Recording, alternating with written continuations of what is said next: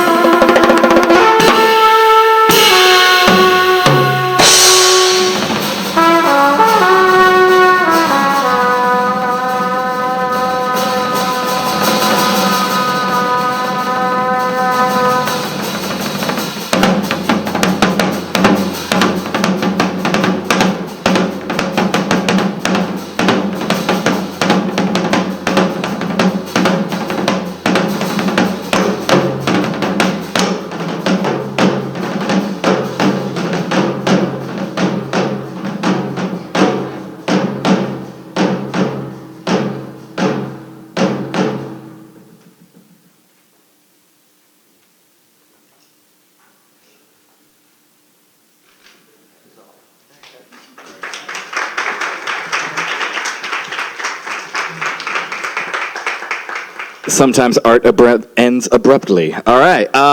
Good evening. My name is Mason Granger, and you are at the PoetNY open mic at the Bowery Poetry Club. In case you were unaware, clap it up for yourselves.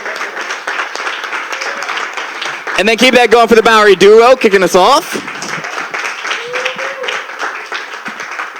Making art out of physical, inanimate objects sounds like magic to me.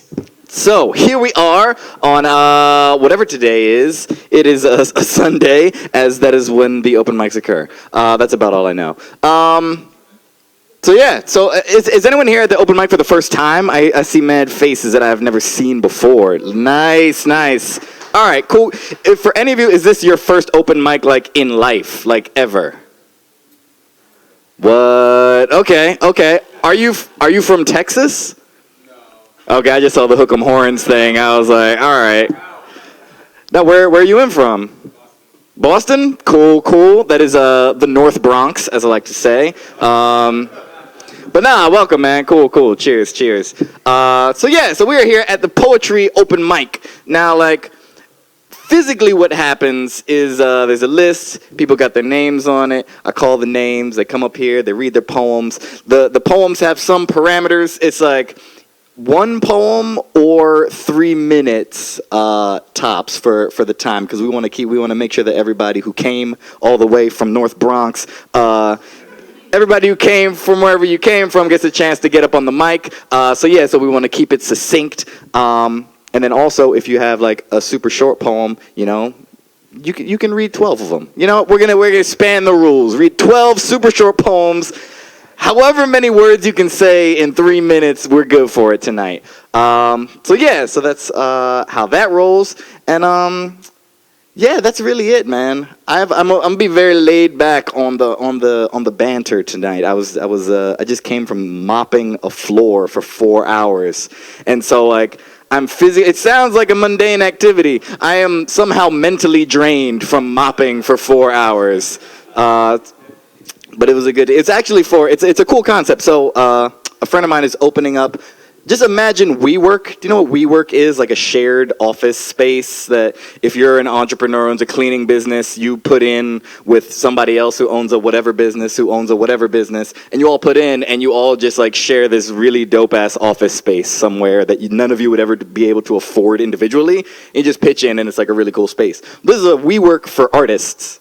All right, so anyone with an art-centered business or art-centric business, they're all pitching in, and it's going to have, like, recording space, rehearsal studios, and all that stuff. They're just getting it. I mean, it's at the point now where, like, I literally mopped the floor today. So it's, like, mad early in its development.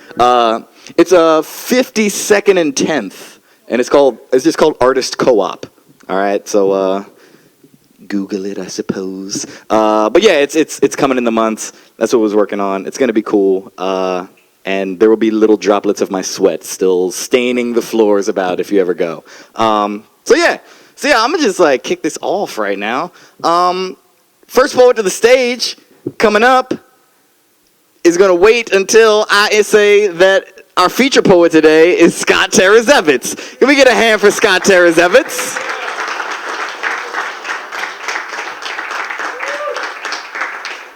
Scottt Terezevitz has words, and so he's going to be the feature. We're going to get to that. But before that, we're going to go right on to the list. First poet to the stage, to the mic, is going to be Wallace Weaver.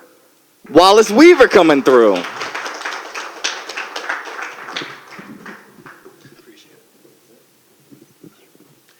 Good evening. My name is Wallace Weaver. You can find me on Instagram at Mr_Weaver. Mr. is spelled out in case anyone cares. But I teach 7th grade history. This is called Classes in Session. I love teaching history. I'm sure it's true of most subjects, but it proves particularly true of history that in order to call yourself an authentic teacher of history, you have to first surrender to always being a student of your craft. It is in that spirit that I found myself preparing for yet another lesson for our unit on American slavery. Then, into the rabbit hole I fell. Out of the roughly 5.5 million white Southerners, only 50,000 of them were wealthy planters. That is, in fact, 1%. The 1%ers who owned over 60% of souls held in bondage. Due to their wealth, They held a majority influence on local, state, and national politics. When you break the numbers down, it goes to show you how silly your racism is, America. American racism is a summation of lies to poor whites and poor black folk alike that blacks are inferior merely because of their race. It is the institutionalized practice of dehumanizing, marginalizing, and criminalizing people of color. It is the manipulation of whites into a false sense of pride and security from something as superficial as skin, so that they may equate and concern their success and or failure in racial terms, leaving them blinded to the fact that this whole rigmarole was just a game for one thing and one thing only: cash money. Don't get tricked. You hear so much hearsay about the immorality of teenage pregnancies within black communities, like it was produced naturally from the quote-unquote self-induced drug epidemic. Did your teacher teach you how the African woman was dethroned and debased of her womanhood? Did he mention how the practitioners of America's particular institution kenneled handfuls of their lot and called our queens breeders? Did he stop there? Or did said teacher continue to teach you that the average enslaved woman gave birth to her firstborn by the far from ripe old age of 19? Yes, she was but 19 years old and was forced to perpetually bear fruit every 2.5 years thereafter. Miss me with your woes of the plague in our youth. Was it not all a part of the master's, rather the master plan? Did you get to the last paragraph where the author briefly touched upon the rape of our ancestral queens? It was short, I know, but let's give it the attention it demands now. They were certainly demanding of her then. Like poetic injustice, she was a slave when she picked the cotton, and a slave evermore bedded on the cotton sheets she and her king harvested. Why do black people revere the strong black woman? Because that was all we had. Practitioners of America's original sin purposely departed the black man from his family and his spirit. Broken and beaten, used and abused, worked like a dog and called far worse. Left us fatherless, left us with just a strong black woman to hold us down, until you switched the game up again and branded her the angry black woman. When will the lies stop? Better yet, when will the truth be told? When will they tell you how in 1999 the US government was found guilty in a civil suit for the wrongful assassination of Dr. King? Why has no one heard of, let alone read of, Gary Webb's Dark Alliance, which tells the tale of how the CIA intentionally ushered in drugs into unsuspecting hoods across the nation? Why do I feel like the only one listening? Why am I the one who has to tell you? Matter of fact, I'm done playing your Google. Class dismissed. Do your homework. Again, you can find me on Instagram, Mr_Weaver. Thank you.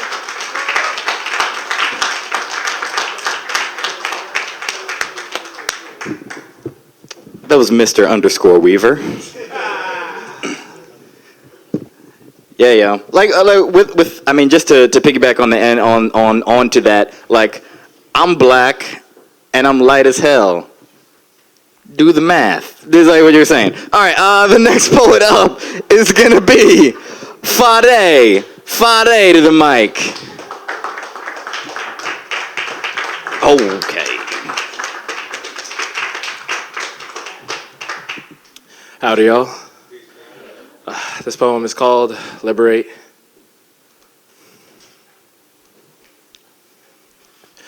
There are parts of me that wishes that I could stop the world from moving too fast, age slower, grow faster, love longer, sleep just a little bit later, read just a little bit more, do more, be more of a brother that I needed to show the love that all younger, middle, infuriating yet bashful brothers need, that yearn for a time that their older, infuriating yet bashful brother can hold on to a moment where no fighting, no yelling, and just pride and family in brotherhood can wait for a moment, be more of a son who held his head above the clank of chains that bound his father behind bars, ashamed to look through glass, ashamed to look in the mirror, fearing reflections would only tell a story that parts and puts me behind those same bars, because some high and mighty researcher plays God in the name of statistics, reduced me to a statistic, types away at my pain and fear because it ain't realistic. Parts of me just wants to be in control of everything, control the stars so that they would align in just the right spot so that when you look up, you can ignore the smog that smothers our lungs to breathe in the beauty of the Little Dipper, or shape the feelings of the woman I love, remove the pain from her past from heartbreak, because heartbreak don't make loving again easier. You know, parts of me just wants to wish away cancers that strangle away at my family, at my community, at the world, no matter how hard we fight against the tumor, searching for cures to the reason why my black babies still have failing schools who struggle to teach them how to read, searching for cures that tell my sisters lose paid less because they were born with the gift to create life, searching for cures to the hate that fills hearts, kills often, be surely, hold closely, and ruins only to create more ruins until our joy for life is ruined. But you know, parts of me knows that I can control the dosage of love I give at every encounter, even if it's overdose, that I can hold more happiness and joy in this heart of mine, even if voices try to shout a story of no's, pessimism, and broken promises, that I can, no matter how many walls are built around borders, can always see the stars if I just look at them from a different angle. But sometimes the smog won't let me. And sometimes I can't wave it away on my own. And sometimes I gotta learn to let the world work its magic, and let love work its magic, and let me work my magic, even if parts of me has trouble believing in magic. Thank you.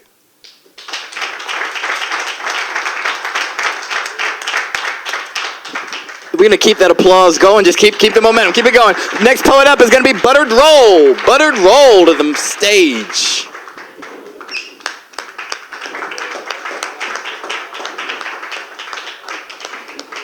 Oh my God. I'm Buttered Roll. First name Buttered. Last name. Fuck.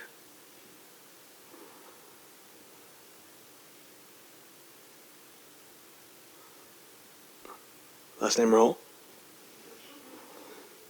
I think. I'm gonna read something new. Actually just finished this today, sort of. It's not really finished. Whatever. This is a form of degenerate poetry.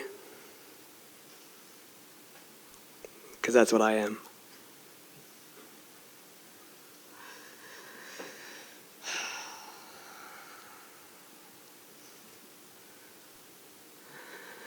God damn the dregs.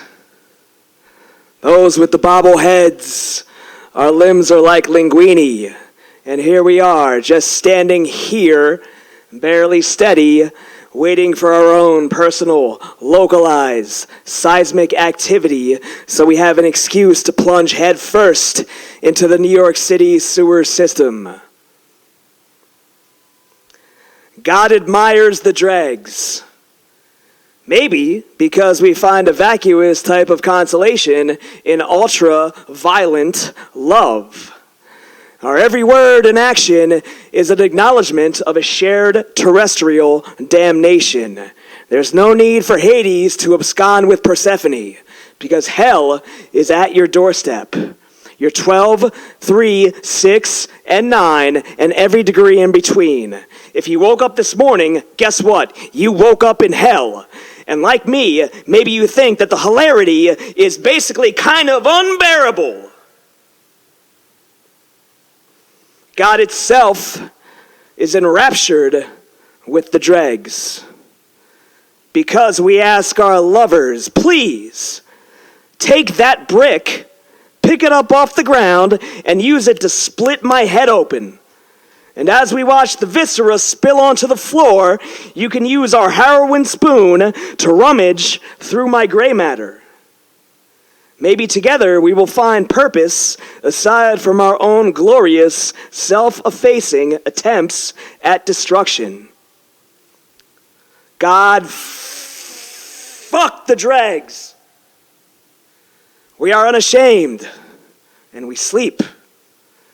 We sleep soundly in the gutter, amidst the putrid refuse. My father was a used condom, and my mother was a piñata. we find ourselves fucking on soiled mattresses, wholly unconcerned about anyone bearing witness to our blown out love. Maybe if I plunge to the hilt, maybe if I dive into the hilt, maybe then I can forget about the end game, or at least forget that I've already forgotten. As we sip from some chalice with a jagged rim, pierce the lip, and draw blood, the taste of iron gets lost in the well whiskey. God hates the dregs, and in turn we turn our backs to the sun to shield our pale collective countenance. We find a bathroom floor and we rest our face on the tiles. We find a barroom ashtray and we slip slowly from it. We find the bottom of an endless bottle and express a collective, what the fuck? When there's nothing there but a serial number. We find a used syringe and a belt with a rusted buckle, and then we take the boot. And 5, 4, 3, 2, 1, launch in the direction of wedded bliss. It's just us and our compulsions. We are married to our fate, which is to pass into the next world face down in a pile of our own excrement. Tails between our legs, our hearts are anywhere but our sleeves. God loves the dregs. And here we are, here to digest the waste that is created by the rest of the world. We are the assholes of dereliction, and we will take dope over hope on any day of the week. Our love is a mushroom cloud, and the fallout is coming soon. This performance is the trailer, and trust, it will be televised by a major network provider who will bring the apocalypse directly to your motherfucking living room.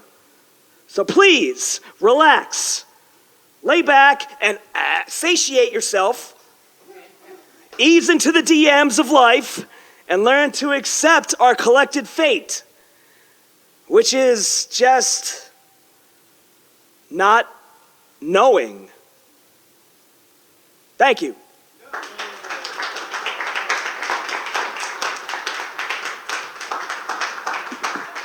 Ease into the DMs of life. I dig that. All right. And also, everyone in here has spent, obviously, at least some time in New York City. Okay. So, so we could do like an entire cipher of like fucked up stuff that you've seen on the subway. But speaking of degenerate drag things, so I recently saw a man sitting across from me. He peeled an orange in its entirety and then bit into it. And like, who doesn't eat an orange by the pre-made sections? Like, I was honestly like, oh, you fucking animal, man. Who does that? There's some crazy people in the world. All right, so the next poet up to the mic is going to be Paul Thomas Glass. Paul Thomas Glass. Good evening, everyone. I wish you a very happy National Poetry Month. My name is Paul Glass, and my poem is entitled, Let Us Be America. You are the salt of the earth, but if the salt loses its saltiness, how can it be made salty again? The Gospel according to St. Matthew, chapter 5, verse 13. Let us be America. Let us herald a new world's way. Be harbinger to all who cast aspiring eyes toward these shores and their wondrous tidings. A harbor indeed for those tempest-tossed, so weary and wretched let us be. Haven and hearth, which by heaven's decree is terminus here in America. And let us be met by those blessings of fortune, that we who've sown seeds in these rich, fertile soils are assured of then reaping as an ample reward bestowed upon all righteous husbandry. Indeed, trusting of ever more bountiful harvests for our children to glean, let us be. Pledged, they will garner the magnificent legacy once testament here in America. Then let us now build that shining city long sought, it home to a most remarkable people. They hold justice as a father his dearest child, liberty as an infant its mother's milk, who are fearless, forthright, and utterly faithful to their tending posterity. May we be thus indeed a marvelous beacon, which all ages may heed as hence tantamount here in America. So let us waste not, want not, nor wander afar from our great nation's most glorious dream. This, pray God, let us be. America. Let us be America.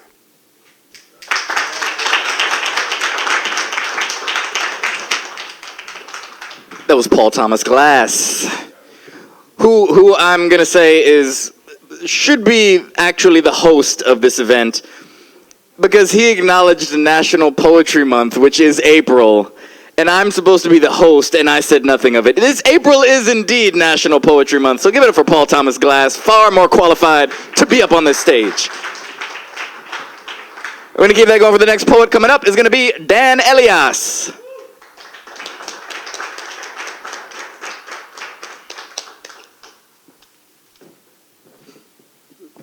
Hey guys, so what I'm going to read for you is basically me kind of highlighting the three phases of any change that we go through in our lives. So like part one, where you kind of fall on your ass and you have to kind of get out of there. Part two, when you're getting out of there. And part three, kind of when you're passing that knowledge down to somebody else that really needs it.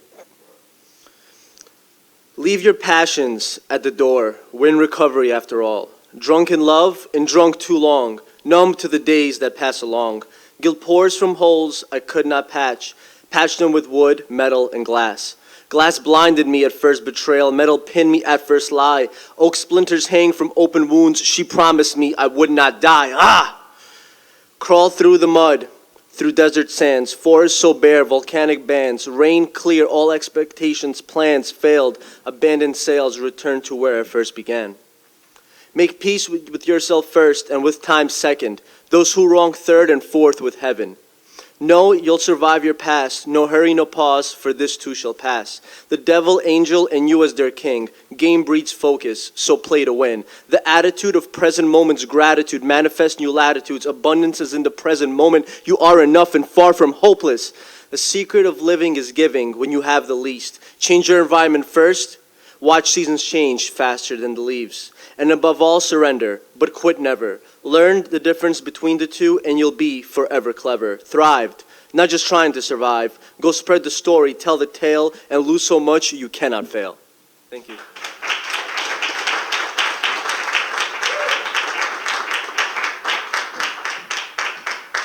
Yeah. All right, we're going to keep it moving. It's going to be next up is going to be Jaquan. Jaquan to the stage.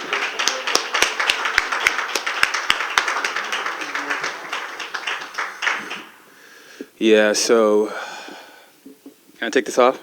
Yes. Because I like to move. I'm one of those, like, moving type of people. And this is kind of my first time doing poetry. I just planned to come up here and kind of vent and express myself and kind of rhyme at the time. Kind of like a little freestyle, didn't write anything down, no pad, no pen.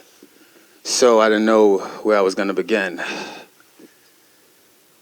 But now I'm up here, and I'm not trying to commit a sin.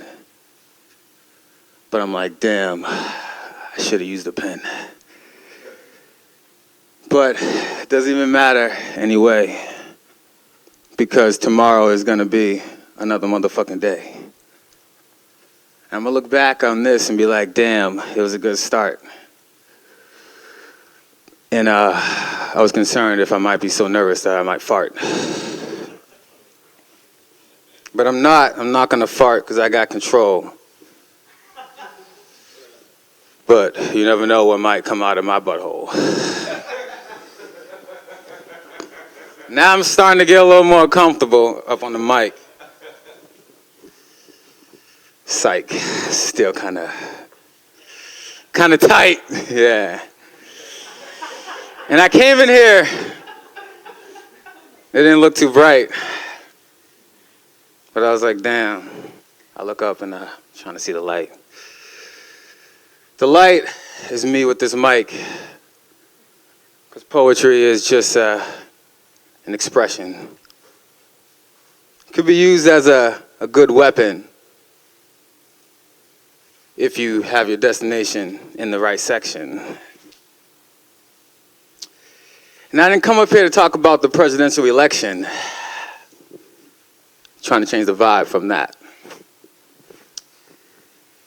Trying to move forward like an alley cat, running through the crevices of the night. What we got for time? Does time even exist? Does it? Who knows? I'm not a scientist.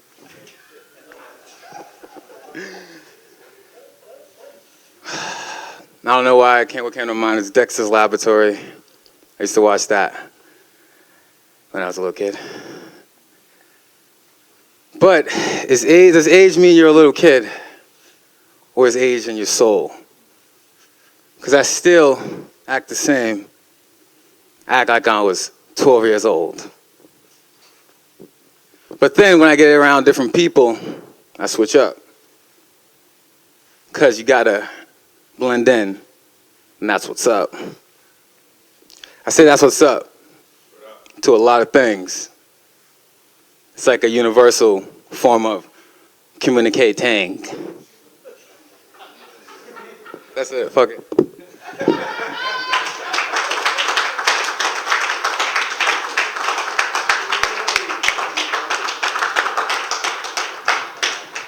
From freestyle to buttholes, to the election, to that's what's up. It's poetry, my friends, poetry. Next one coming up is going to be Abiola. Abiola coming through. I mean, we got stairs, or you could pole vault. Cool.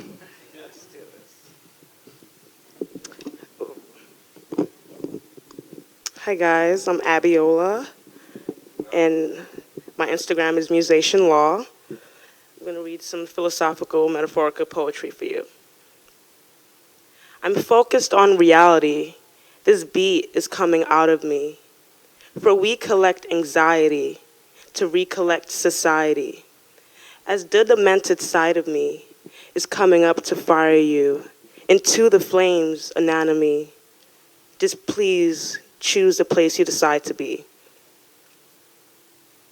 So allow me to stimulate your core with the beats from my realms. The immediate response feels the need to combust into dreams of the dust in the sea. It's a must. Don't you see all of us are within these conducts of regime for the trust? So I learned from the fire to kill all the desires in which we could get higher. So let's sing for Messiah. For the bird knows they come in the rain as the land grows, then fly through his pain on his newfound flow as it crosses the oceans through the sound of the waves and the horizon haze as our mind grows. See, my mind grows and my time grows. So we are now mentally waiting for the linear lines to reappear and dissolve. Don't close your eyes. Just accept that I fed you these words that will breed you and this light that will evolve you. See, I am the light, and I keep it coming. It is my right to keep on humming. To see the light is too intricate for the thought coming. To see the light is too intricate for the thought coming. I'm going to say it one more time. To see the light is too intricate for the thought coming. To be the light is to keep on humming. Try and free this light, and you be off the flight of equilibrium that I'll be sharing. So go take a hike if you know nothing about pairing. See, it's all about energy. Because kinetically speaking, the feeling is believing in this vibration that we're breathing in. The true need is to fulfill this speed of endless seas that dissolve through times by any means. The collective field of electric dreams will result in the guild for our universal spin. Thank you.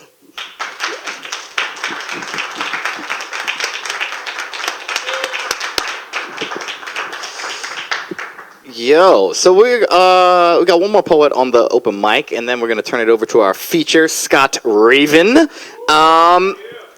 But before that, I just want to shout out that we are currently in the Bowery Poetry Club. I saw like a bunch of hands went up earlier, saying this is your first time here. Yo, as you would expect of a place called Bowery Poetry Club, there's mad poetry-related events that go on here. And so, like, if you want to be informed about stuff that's going on in the future, we got a mailing list that you can sign up over there. We're gonna have a break in the middle. You can go sign up. They keep them short and sweet and sparse, but you can know what's happening. All right, and then we're gonna keep the night moving though, and bring up the next poet, Sergio G.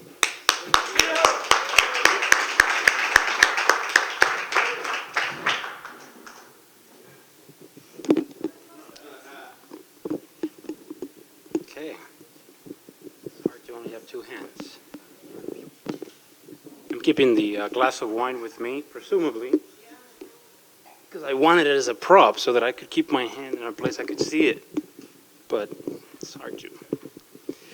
Okay, let's do that.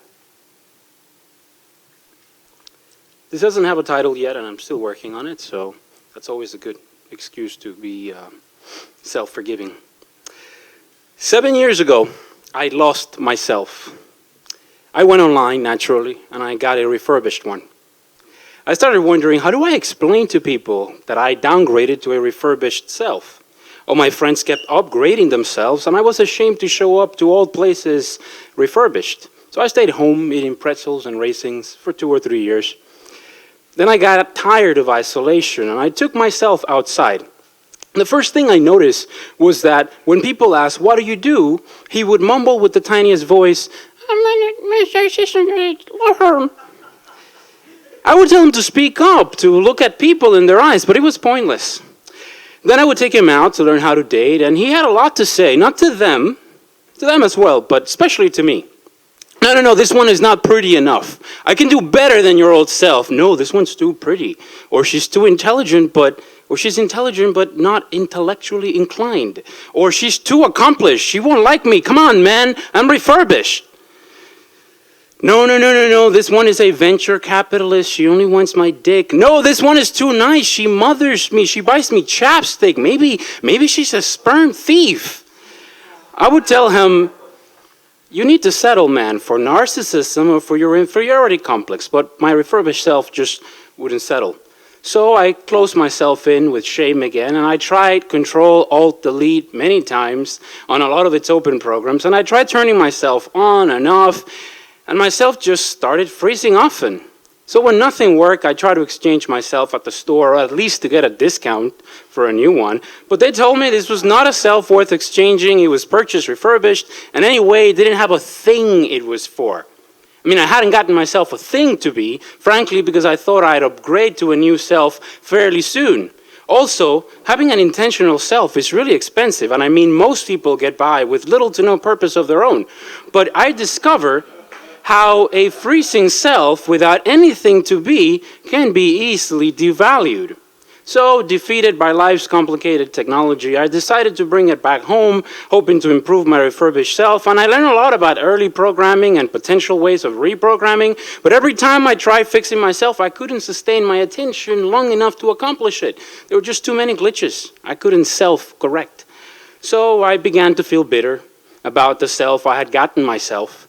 And I began to vent to people about myself, and they would say, give yourself a break, don't be so hard on yourself, practice self-compassion, say no to self-flagellation, ha! Until he would let their hypocritical asses down, and then they would go after myself, trying to punish him, saying harsh things which I won't repeat here, until I, of all people, would have to come and protect myself, saying, come on, leave myself alone, he's doing the best he can. Can't you see he's just a refurbished self? He never asked to come here, and yet he's doing the best he can to keep it all together until a proper, shiny, new self arrives. Come on, let my poor, refurbished self be. Usually at this point they would come down. But after freezing or after a new fuck-up, I would get bitter again. And the cycle of self-attack and self-defense just keeps going forever. And I wish there was a happy ending to this story, but I'm still caught in this cycle. I guess I could say this piece was written entirely by my refurbished self, so it isn't great, but at least it hasn't fully frozen. Still, I'm getting a new self as soon as I can accomplish affording one. Thank you.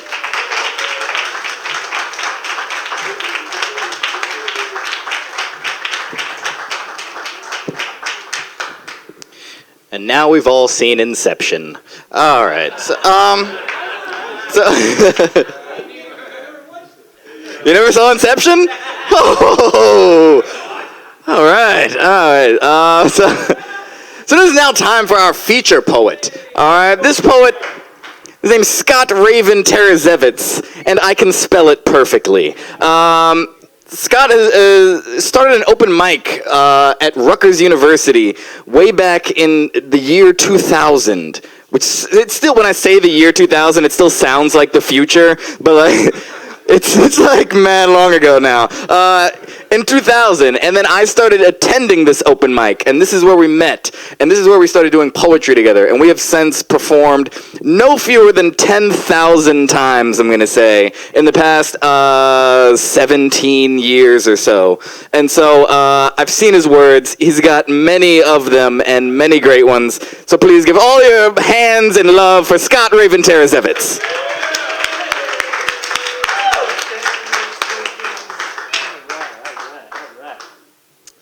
Thank you for that, Mason Granger.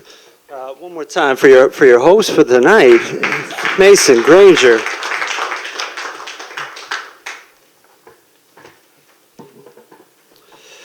We spend a lot of time together. So my name is Scott. All right. Most people do know me by my rap name, which is Scott, but with 3 T's. So when I say yeah, I need y'all to say Scott. Yeah. Yeah. Sweet. Oh, there is some a little bit off. So I want to get grounded before I really get into this. I got a name with 3 T's, but I want to give a shout out to 3 F's, and those are friends, family, and fans. Right? You hope that fans eventually become friends, and friends eventually become family. 2 of which that are really special to me is Mason and another gentleman out there, Mikumari Kai. Together we formed that group Mayhem Poets, and we have been able to make a living as poets for the past 10 years. And it's real special to have them in the building tonight. Moving on for the 3 F's, I'm going to devote this set to the meaning behind the 3 T's, all right, where those T's come from. But I often can be a little bit scattered. I got too many ideas flowing through my head. I want to get to all of them, and I get to be a little bit too verbose. I got a tough time focusing sometimes. So by a show of hands, how many people out there?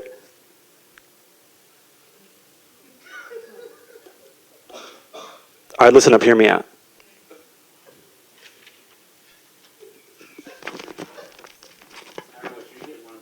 Oh, thank you. I've got a shorter attention span than...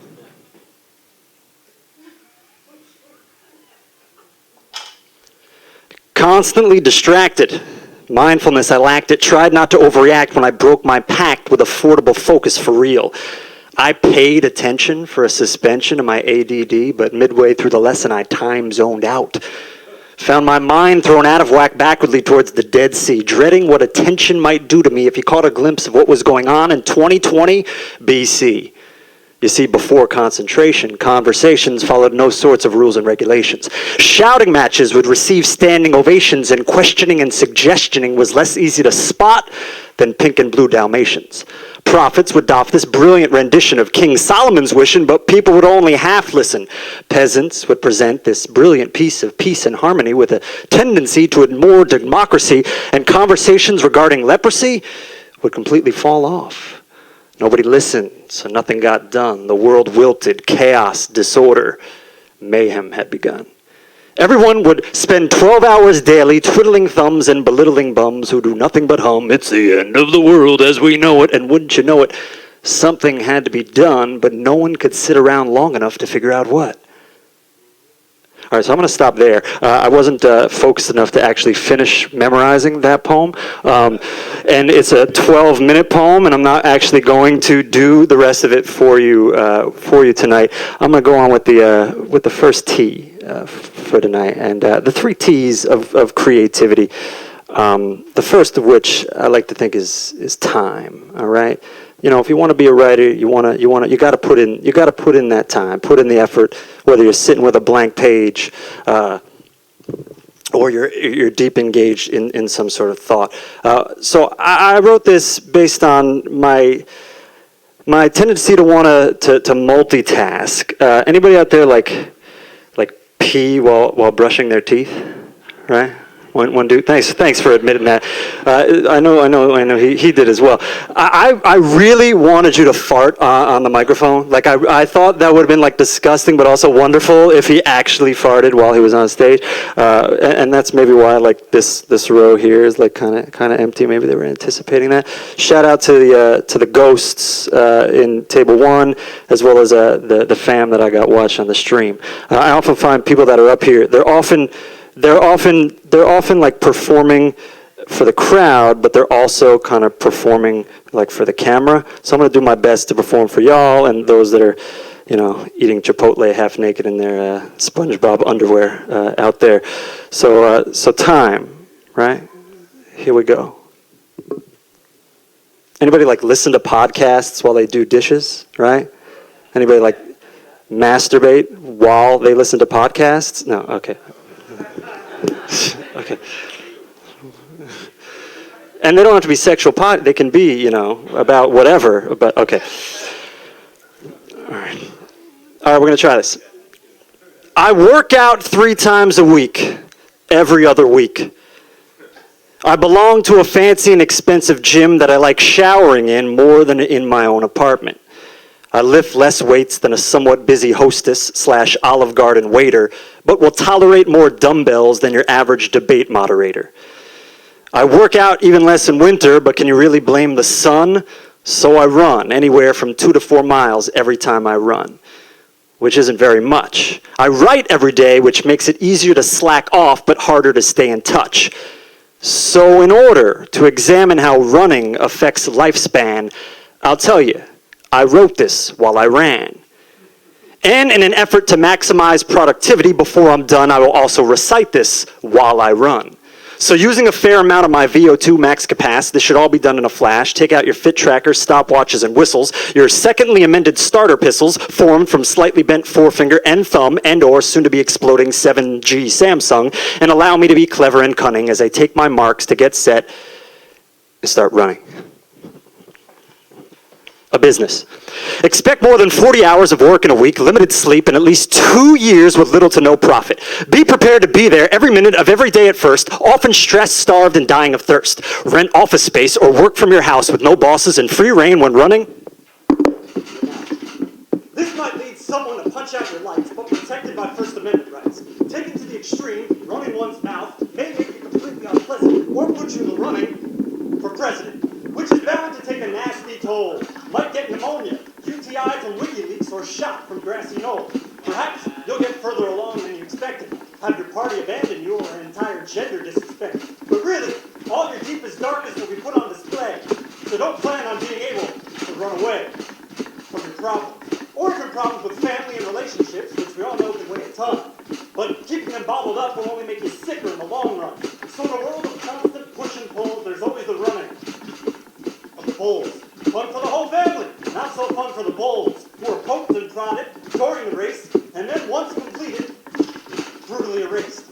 Maybe you want to be left alone. There's always running away from home. But before you're a legal adult, it's one hell of a risk. Could be the best decision you've ever made, but there's more moments you'll miss. And there's plenty of time for an around-the-world quest. All you're doing is leaving both parents with an early empty nest. Trust me, there's a greater chance you'll regret it. Maybe you'll want to scream. Ah! Running out of steam. I'm running out of steam. I'm running out of steam like an empty iron, no board. Running out of steam like an open shower door. I'm running out of steam as more thoughts race crossed my mind like a roadrunner on amphetamines. But this poem's gone way off track and is yet to reach the finishing line, but I'm not looking back. Speed around. Running from the law. Most don't make it that way. So pay your tickets, be on time with DMV inspections, and try and follow directions. Since, sadly, in most cases, there's nothing you can do about your complexion. Running scared probably leaves you more scared than before. Running water, pretty scarce in Ethiopia, Chad, Cambodia, Yemen, Ghana, and far too many more to ignore. Running Man, popularized by MC Hammer and Vanilla Ice, repopularized by Jason Sudeikis on SNL. He was here one day, wasn't he? Is your refrigerator running? Better go catch it. Is your nose running? Better go wipe it. Running for pleasure may help your heart rate, but it's beating real fast. So what do you do when it starts to ache?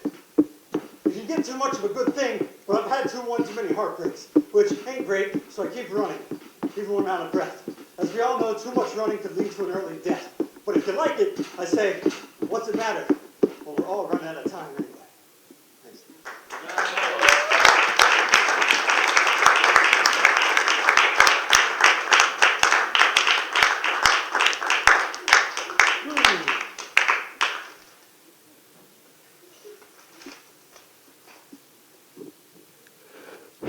Okay. All right. T, second T. Second T, we're going to say is for travel, okay? Expand your global perspective. If you have the means, travel, travel, travel, travel. They also say motion helps your creativity, right?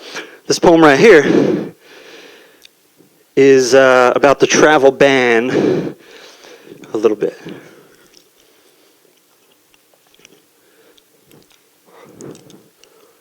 What can I say? Even the bald eagle's starting to sport a toupee.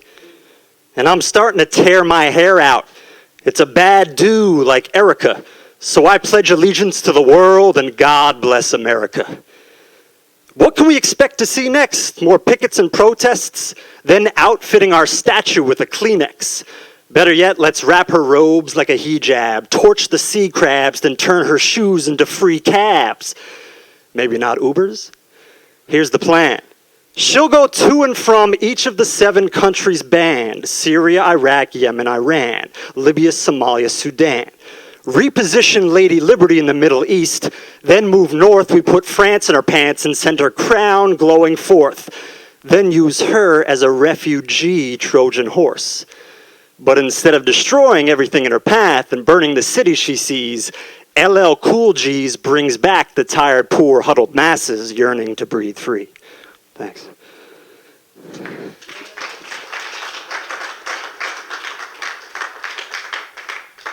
All right, so I've been thinking a lot about Islamophobia. This poem is inspired by kind of 3 things. Anybody familiar with the poet Kurt Nelson Pelquin? He's got a poem about an aquatic being, and he's called a shellfish, right? So I did a kind of parody of that piece, and it's about a generist.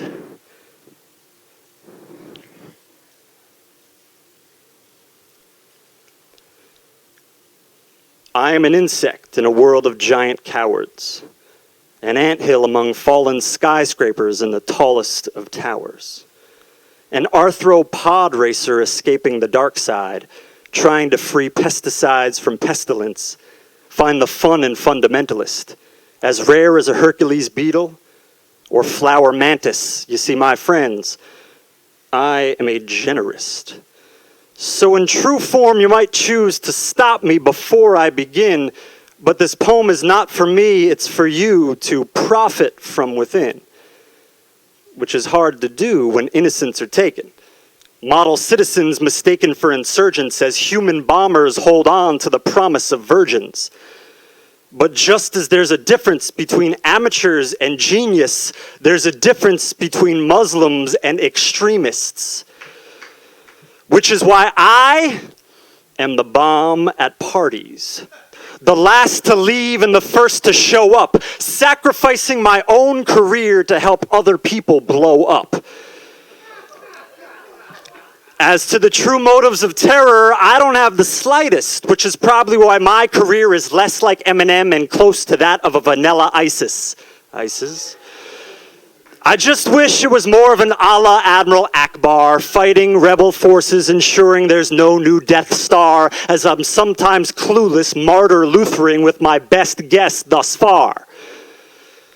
Okay, this part is a bit of a stretch. I ran here, and Iraq, an impressive Scrabble score, but I'm no more Shiite or Sunni than an atheist Snoopy barking at a doggy door. Have more in common with Tim Burton than Richard Burton, as the only pilgrimage I've taken in the past decade is a trip to an ancient blockbuster to rent Indiana Jones and the Last Crusade. Never read the Quran and have contradictory feelings about the great beyond. Although my words, they can be quite Muslimber from the beginning. The way I'm Poem Jim and I split the difference between Russell and Richard Simmons. Which is why people will notice what I practice is Islam aerobics. Helping those who disagree to work it out. Moving bodies in mass from sajada prayer mat to a Pilates class. I also give freely to charities. It's what I tend to insist. I'm not a charities, but a generist that actually gives a shit. In fact, I give 2 shits.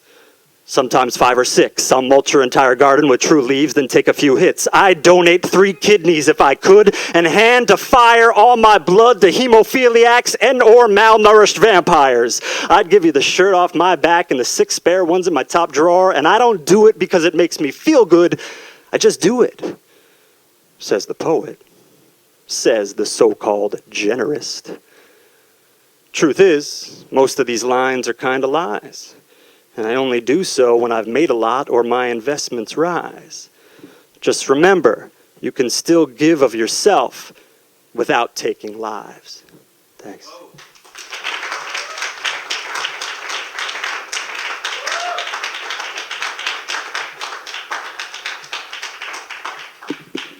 All right, 3rd T, temperament. Anytime you feel something, whether it's extreme joy, extreme depression, try to take it to the page. Truth is, I'm scared. I'm scared of a lot of things. Anybody else scared of a lot of things? On the count of 3, you can clap for it. On the count of 3, I want you to shout out one thing that you're scared of. We're all going to say it at the same time, so maybe we won't hear it. 1, 2, 3. Cliff Bars? Oh, okay, no. I was at a show the other day, and I swear I heard loan sharks, but it was 2 people. One said loans, and one said sharks, which was kind of fun. Truth is, I'm scared of kickboxers and ultimate fighters. I'm scared of vampires. I'm scared of biters. I'm scared of spiders. I'm scared of other people that are scared of spiders. I'm scared of those with more intelligence than me and better writers. I'm scared of babies, especially when they're crying. That's no fun. I'm scared of sailors. I'm scared of seamen. I'm scared of coming too soon. I'm scared of the sun. I'm scared of the moon. I'm scared of space. I'm scared of this room. And for now, that's fine. I'm scared of green thumbs and fake tan lines. I'm scared of guns, nuns, giant tanks, and Cambodian landmines. I really am scared most of the time. Except on Tuesdays. See, that's when I spend the entire day writing or daydreaming about what to say next. I'm scared of too many choices and making split-second decisions. I'm scared of someday losing my X-ray vision. Whoa. I'm just kidding. Strangely, I'm scared of roosters, other people's cocks, and bird flu. I'm scared of everyone in here. Except you. I'm scared of skim milk, hats with brims, and guys named Buzz. I really ain't. Now I forgot where I was. But you get the point. I'm not scared of what most people are scared of. I'm not scared of scary movies, gore, and/or guts. I'm not scared of taking a punch when push comes to shove. I'm not scared of marriage or falling in love.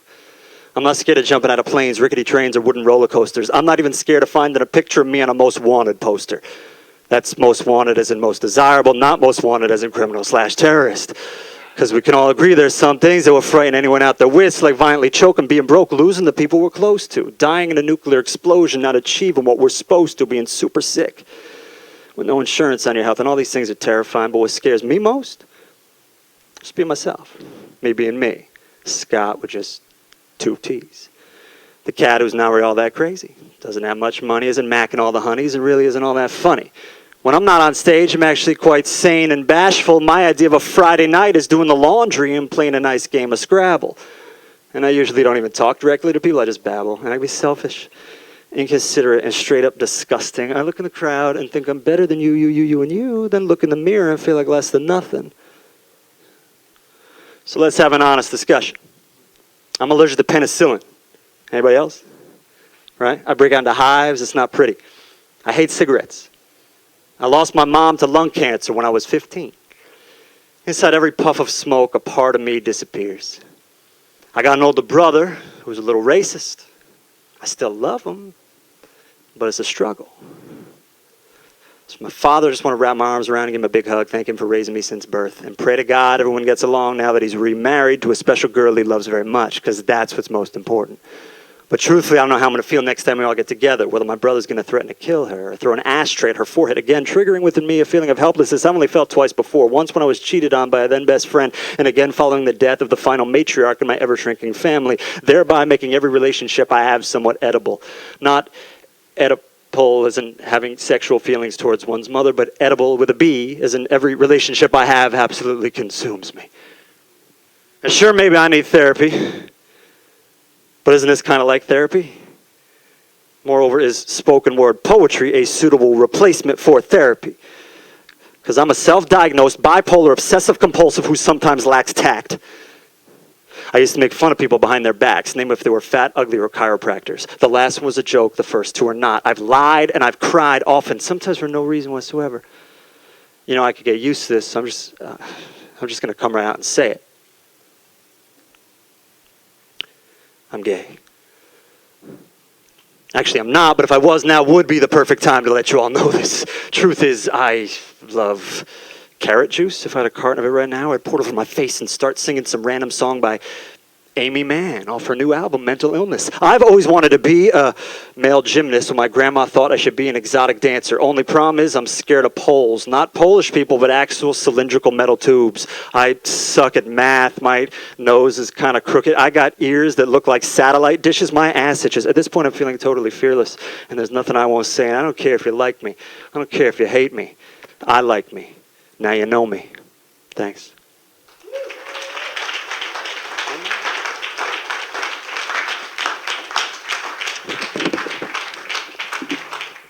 All right, thanks for listening to that. So those kind of were the 3 T's.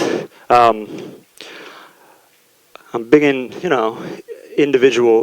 into individual thought and kind of I don't know. I'm not scared really of any Tom, Dick, or Harrys, but I am scared of other Scotts, right?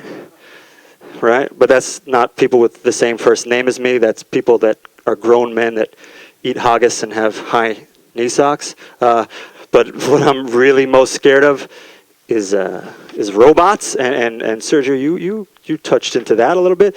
Do you ever feel that poets will be replaced by robots?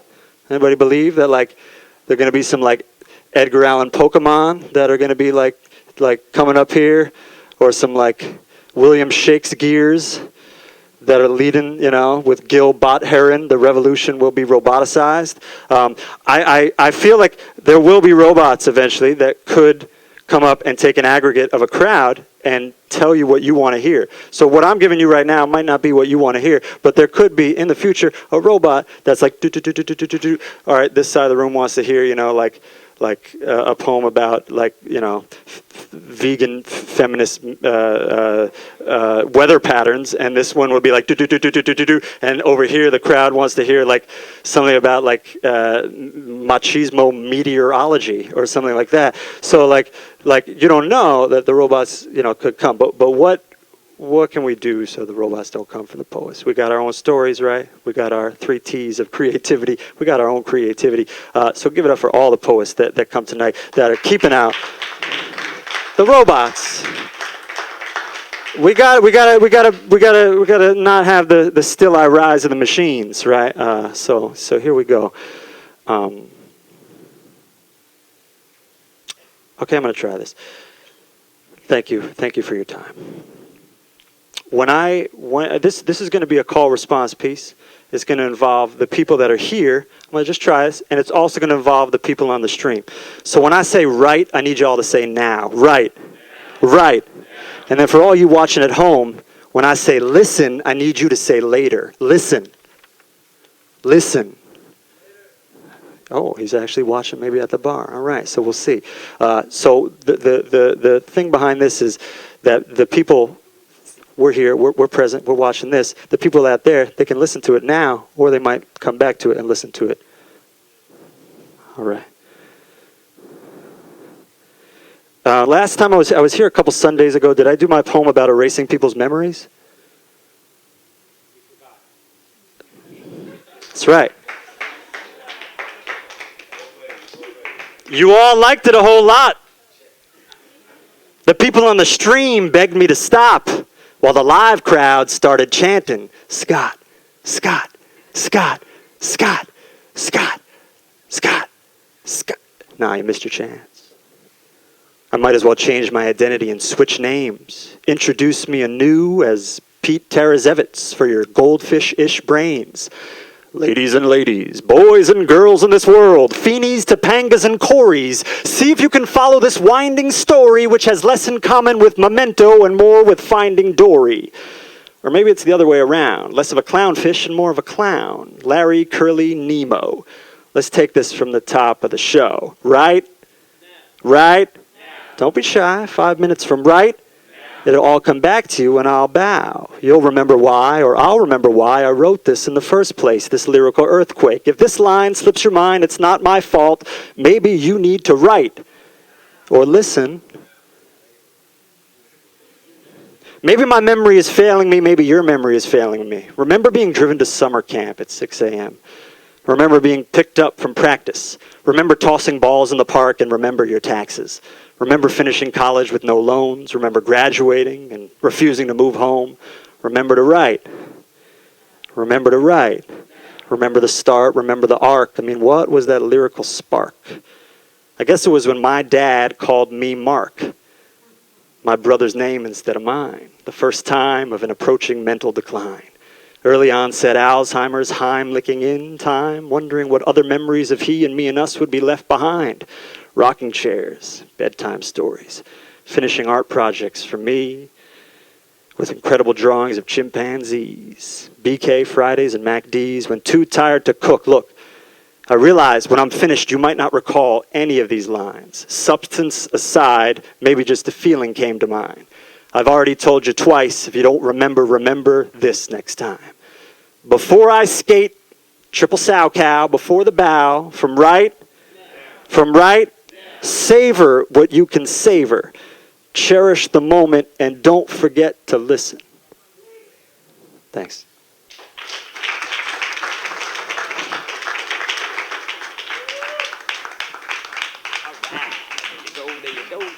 That was Scott Raven Tarazevitz.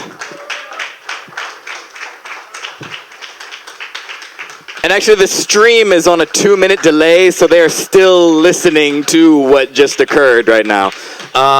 So we're going to take a 10-minute break, during which time you can go to the bar and obtain some liquids. You can go to the bathroom and drain some liquids. You can do whatever you need to do. We're going to come back here, finish out the second half of the list.